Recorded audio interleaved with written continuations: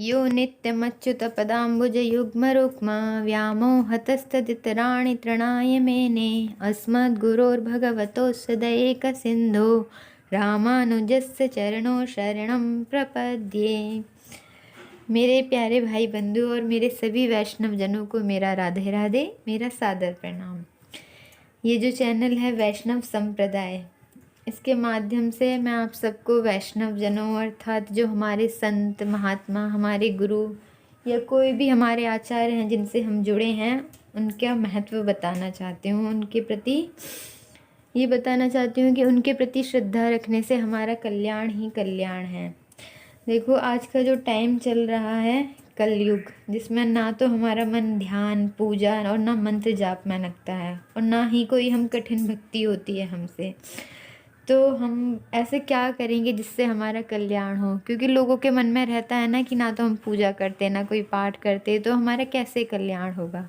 तो उसका सीधा सा सरल रास्ता है, वो है अपने गुरु से एक संबंध जोड़ लो, जो कि हमारा डायरेक्ट संबंध भगवान से जुड़वा देते हैं। यानी गुरु भक्ति, गुरु श्रद्धा, गुरु के प्रति प्रेम। और जो कैसे आता है? जो सिर्फ और सिर्फ गुरु के बारे में जानने से कि वो क्या होते हैं। जितना ज़्यादा तुम गुरु महात्माओं के बारे में सुनोगे, उतना ही तुम्हारे मन में उनके प्रति श्रद्धा उमड़ेगी।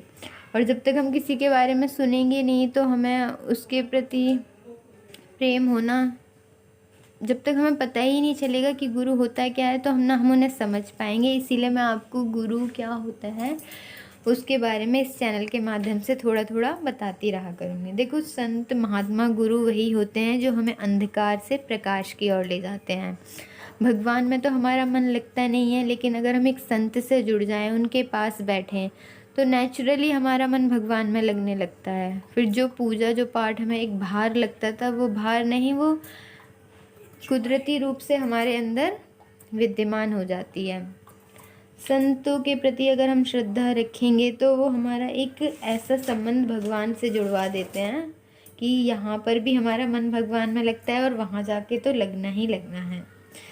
संत महात्माओं में प्रेम होना ही एक हमारी अंतकरण की निर्मलता का स्वरूप होता है। संतों के चरणों में अनुराग होते ही, प्रेम होते ही हमारा मन खुद ब खुद निर्मल हो जाता है और हमें ये दुनिया, ये सब आसपास के सब लोग अच्छे लगने लगते हैं। संत प्रेम ही हमारे हृदय की निर्मलता का स्वरूप है।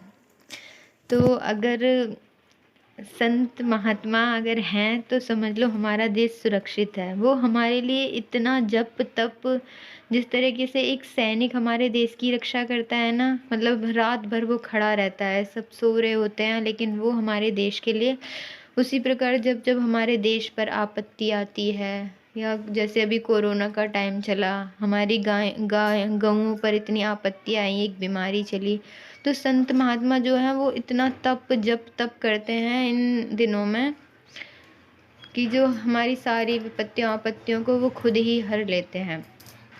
कुल मिला के यही है कि अगर सत्संग हम करेंगे तो उसमें वही गुरु की महिमा बताई गई है। जैसा कि भगवान ने खुद कहा है कि गुरु का दर्जा मेरे से भी ऊपर है। तो अगर हम उन्हें सुनेंगे, उनके बारे में जानेंगे, तो हमें बहुत कुछ सीखने को मिलेगा, बहुत कुछ अच्छे विचार हमारे मन में रहेंगे। और हमें ये जो मनोरंजन के और जो रहते हैं टेलीविज़न पर जो चलचित्र हम देखते रहते हैं आजकल, तो पता ही है किस तरीके की मूवियाँ वगैरह चलती हैं। तो इन सब से हट के हम थोड़ा बहुत मन अपने प्रभु चरणों में लगाएं, अपने संतों की तरफ ध्यान दें कि हमारे देश को ऐसे महात्माओं की ज़रूरत है और हम सब में भी उन महात्माओं के प्रति श्रद्धा जगे।